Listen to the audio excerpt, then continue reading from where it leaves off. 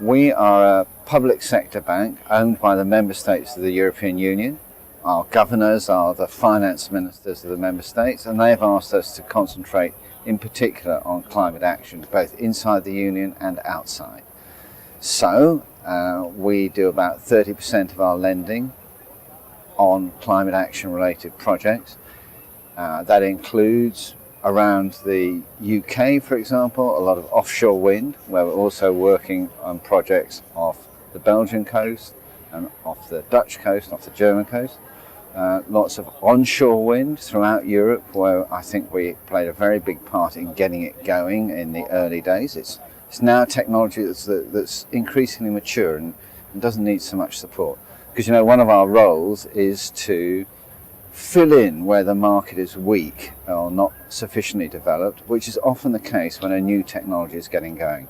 We've also been, I think, a key player in getting the PV market trialled and working in Europe. Well, I don't think climate change can be solved only by investment. It's not just money, although we're going to need money and lots of it. Climate change is going to be solved when we are ready to recognize that as a planet, our generation has an obligation to act for future generations. I'm in my mid-50s.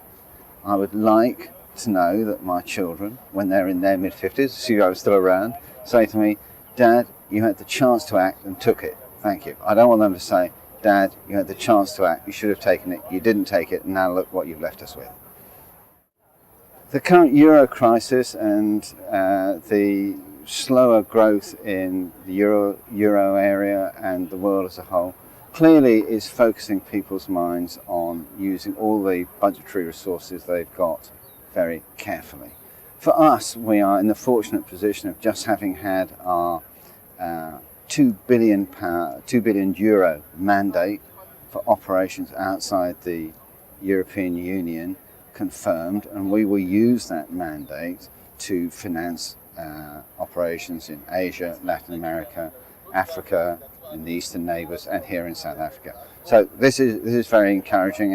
It shows that people recognise that the action against climate change needs to persist even in difficult times, and their commitment to do so.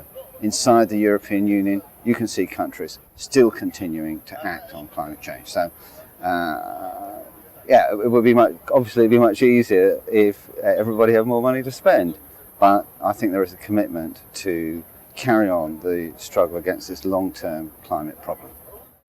On the Green Climate Fund, I'm a banker, and for me, in these discussions of the Green Climate Fund, there is too much obsessive discussion about amounts and where it's going to come from. For me, I would like to see the discussion rebalanced a bit to discuss more the nature of the products that the Green Climate Fund could usefully deploy to help the struggling against climate change.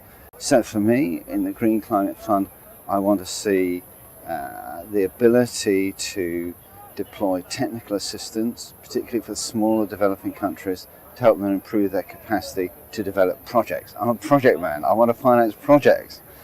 I would like the Green Climate Fund to include also some innovative projects to help lever in private sector money. So I hope we will see the imagination to consider certain sorts of guarantee projects, which I think have a big part to play. So I don't want to emphasise too much, as a banker, the numbers, the quantums. What I want is to see discussion moving to the nature of the products that the Green Climate Fund could deploy.